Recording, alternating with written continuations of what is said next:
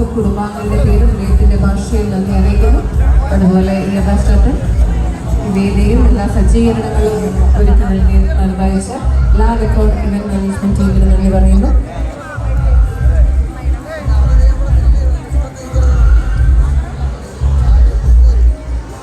ഇനി ആശംസ അറിയിക്കാനുള്ളവരെല്ലാവരും വേദിയിലെത്തി ആശംസ അറിയിക്കുക. ഫോട്ടോ സെഷനിൽ പങ്കാളികളാവുക.